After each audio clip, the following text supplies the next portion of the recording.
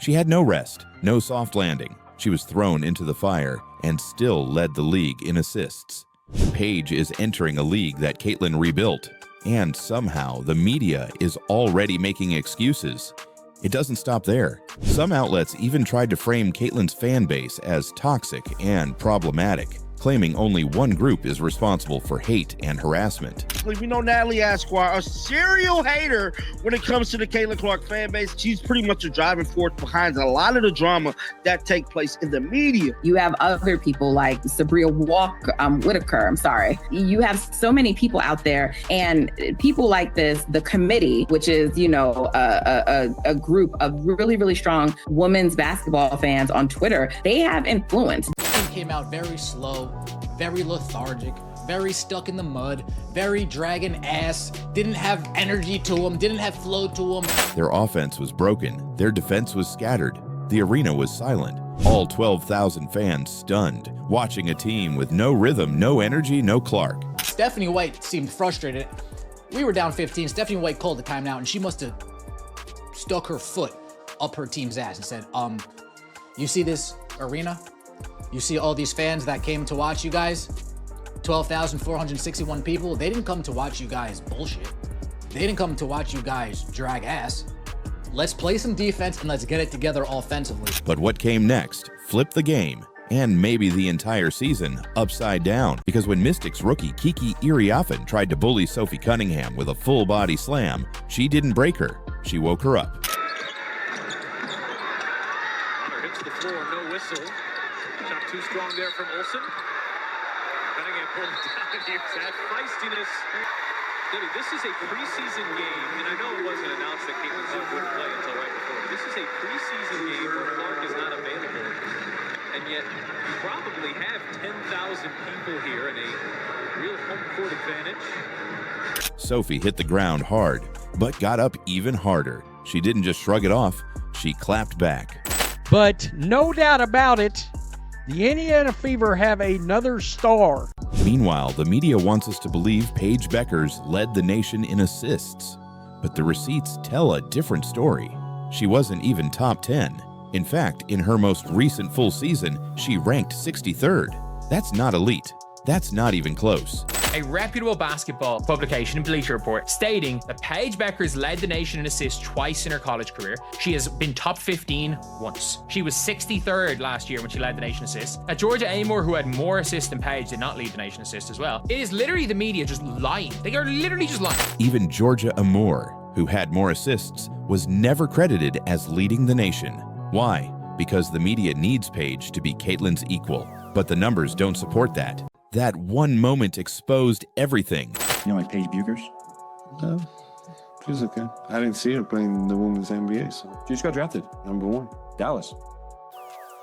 He used to play in Dallas, which is where Paige Beckers plays. Luka, one of the most respected basketball minds in the NBA, couldn't even pretend Paige was in the same conversation as Caitlin Clark, and he didn't need stats or long-winded takes. His body language said it all. Caitlin Clark has arrived, Paige Beckers hasn't even started, so why is the media still trying to force this rivalry?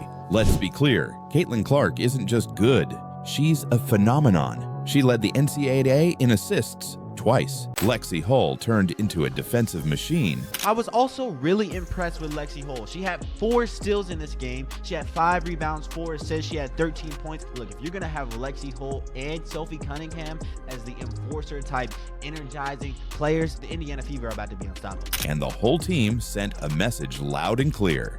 This is not the same soft Fever squad from last year. But here's the twist. Did this dominant performance without Clark actually prove she's replaceable? Or is it just the fire she sparked that's changing everything? But look, we could talk about the game all day and all night, but what's even better is if we break down some film so you guys can see exactly what I'm referring to. I was like, what in the world? I thought it was a prank. Without Clark, many assumed the Fever were doomed. After all, this team won just 13 games last year. Clark was supposed to be their savior. So when the news broke that she wouldn't be suiting up, fans groaned, critics smiled, and the Washington Mystics saw an opening. And they didn't wait long to take advantage. From the very first play, the Mystics went full throttle. Hard fouls, trash talk, cheap shots. It was clear they thought the Fever would fold, especially without their star. And for a while, it looked like they were right. Indiana stumbled out of the gate, scoring just 13 points in the first quarter. They trailed by 15. She just is, she's a competitor. She's versatile, so she allows us to do different things. Like, she plays with such a toughness. She's huge, and she's going to be for us all season long. But what she brings from an energy standpoint, she raises the level of play of everybody around her as soon as she steps foot on the floor. Hell, even on the sideline. I mean, her communication, everything. She's definitely an X factor. Therefore, the question can't be ignored. Did the Fever just prove they're stronger without Caitlin Clark? Or are they only this tough because she's already changed the culture? When the final buzzer sounded, the Indiana Fever didn't just win. They sent a warning. When he shrugged off Paige Beckers, it didn't feel mean. It felt inevitable. Because the truth is, Luka said what the stats, the fans, and the eyeballs have been screaming for months. Caitlin Clark didn't take anyone's spotlight. She built her own. She didn't wait for gatekeepers. She didn't ride legacy coverage. She earned every bit of attention by doing what no one else in women's basketball history has done. She moved the needle and shattered it. Not only do I not think Paige is going to move the needle, I don't think she's going to flutter it. I don't think it's going to vibrate slightly. You can't fake that. You can't Photoshop arenas filled with fans in other cities. Sophie Cunningham dropped 21 points. And I don't know if they're going to end up winning or not, but Sophie Cunningham has been an absolute beast in this game. 34 minutes, 6 of 11 from the field, 54%, 21 points. And she has thrown in, let me just see here, it looks like 8 rebounds. And how many assists does she have? She's got 2 assists. She's been an absolute beast in this game. No doubt about it. She grabbed 8 rebounds. Lexie Hull chipped in 13 and 4 steals. The Fever hit 27 of 28 free throws. That's 96%. Aaliyah Boston got physical in the paint. Kelsey Mitchell found her groove. And the crowd, they came alive. Not for Caitlin Clark this time, but for a team that refused to be bullied again. Because last year, this squad would have backed down. This year, they fought back. The Mystics didn't know what hit them. Their 15-point lead disappeared before halftime. Their game plan, intimidate, dominate, and walk out with an easy preseason win, exploded in their faces. But the dirty play didn't stop. Later, Brittany Sykes shoved Cunningham to the floor again. And this time, it wasn't just Sophie standing up. It was the whole Fever bench. However, before the season begins, Clark was involved in a major news headline that featured a 6-figure price tag. Clark's edition of the 2024 Piani Prism WNBA Throwback Signatures Golden Vinyl Card has been officially sold. The WNBA is changing. The audience is growing. The metrics are real. The resistance is loud. But so is Caitlin's game. And if you think Luka Doncic is the only one watching, think again.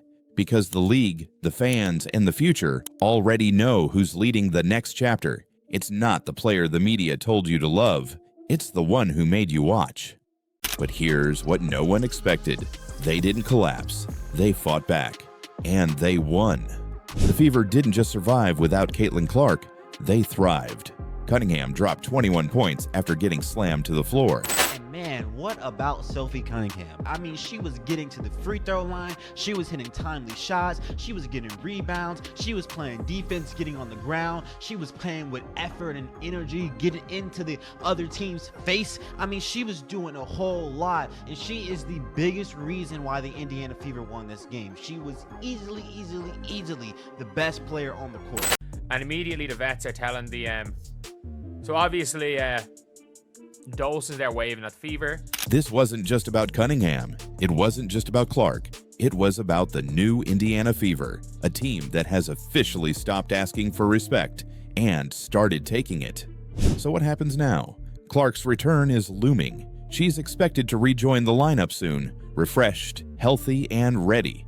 But the dynamics have changed. She's no longer the only one fighting. She's surrounded by warriors, by teammates who will stand up for her and for each other. That's dangerous. That's scary. They beat the Mystics in overtime without Caitlin Clark after getting physically attacked for 4 quarters straight.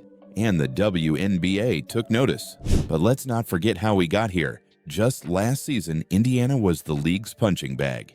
Caitlin Clark's arrival didn't immediately fix that. If anything, it made things worse. Opposing players have gone after her game after game, targeting her with flagrant fouls, hard screens, and even off-the-ball body checks. At first, Clark took it all. She got up, she smiled, she didn't retaliate. But over time, something changed. The Fever started to rally around her.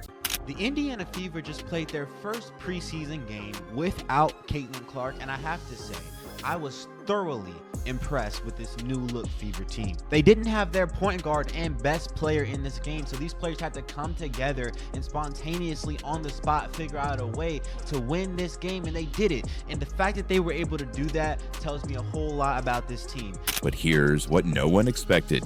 They didn't collapse. They fought back. And they won. The Fever didn't just survive without Caitlin Clark, they thrived. Cunningham dropped 21 points after getting slammed to the floor. Bonner got vocal, Mitchell started chirping.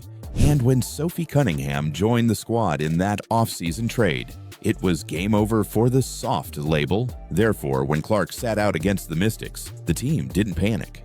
They knew exactly what to do, because Caitlin's impact goes deeper than box scores and highlight reels.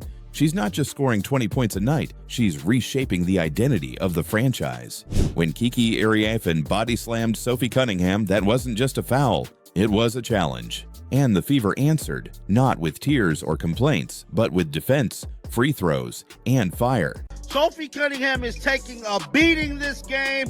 Gosh, this is going to make big-time news, because now this proves there is an agenda against the Indiana Fever. There is an attack agenda against the white women on the Indiana Fever basketball team. I'm calling it right now. Therefore, what started as a preseason scrimmage quickly turned into a full-blown statement. And here's where it gets wild. Without Caitlin Clark, Indiana didn't just hold their own, they played better. She's not a rookie, she's a prospect, a name, a brand. And the media is banking on her because they're terrified that the WNBA's identity is changing without their control. Even respected insiders like Kurt Miller started throwing out strange excuses, saying Paige wouldn't get the same break Caitlin did during her rookie year. They blamed Olympic scheduling, load management, media pressure, anything to soften expectations before Paige even suits up. But Caitlin didn't get a break. She finished the most watched college game in history, then flew straight to the WNBA draft. I haven't seen her in the WNBA, which is the polite way of saying she hasn't done anything yet.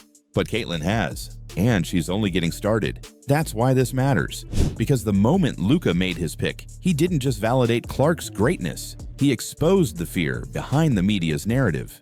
The fear that women's basketball is no longer something they can control, that the new face of the league isn't someone they anointed, that she doesn't fit neatly into their boxes, activist or quiet, political or palatable, legacy or outsider. They shot 96% from the free throw line. They clawed back from double digits. They forced overtime. Sophie Cunningham and Lexie Hull, these two players. Sophie Cunningham gave us 21, Lexie Hull gave us 13. The Blonde Bombers is what they're calling them. We were down 15 in the first half. Why were we down 15? We cut it to within 3.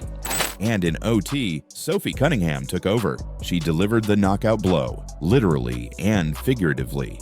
Oh my God, Sophie's a dog. She didn't just shrug it off, she clapped back. But no doubt about it, the Indiana Fever have another star. All right? Just this quick, Sophie Cunningham, and I told you guys I had a feeling that she was going to really make her presence known.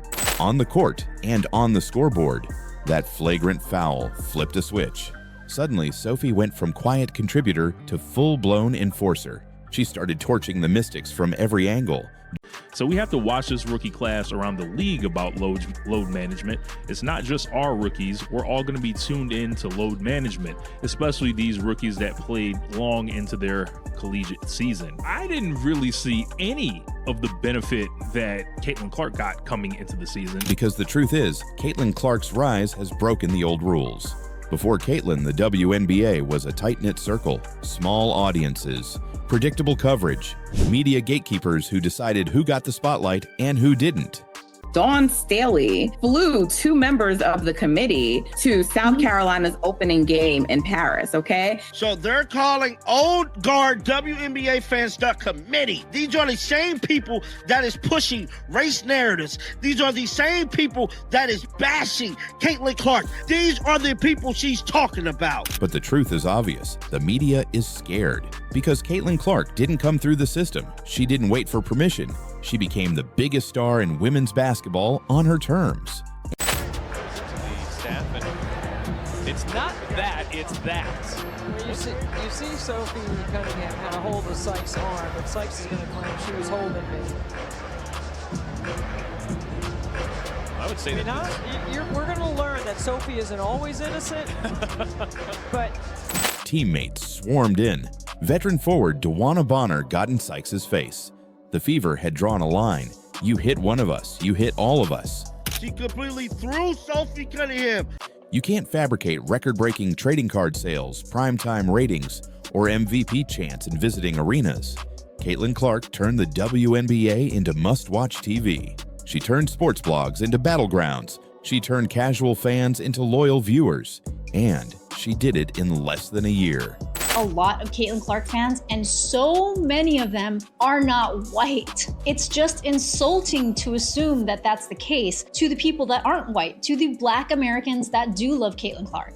She's just Caitlin, and she wins. So when you see outlets scrambling to prop up Paige, when you hear excuses about Olympic breaks and rookie fatigue, when you hear the noise about problematic fan bases and undeserved hype, just remember, this is what disruption looks like. Second chapter of the Caitlin Clark era in the WNBA will commence soon. Clark established herself as a superstar in her rookie season with the Indiana Fever and will now lead a championship hopeful team into year 2. Players had to say the right things. Fans had to accept what they were told.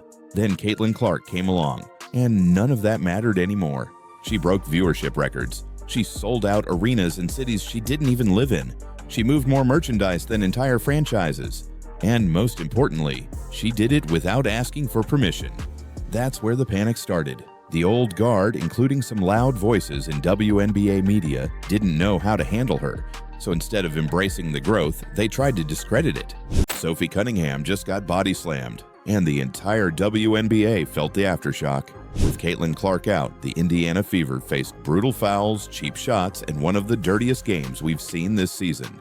The Indiana Fever just played their first preseason game without Caitlin Clark, and I have to say, I was thoroughly impressed with this new look Fever team. That flagrant foul flipped a switch.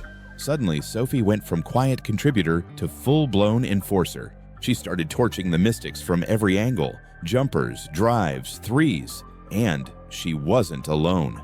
Lexie Hull turned into a defensive nightmare, racking up 4 steals and locking down Washington's backcourt.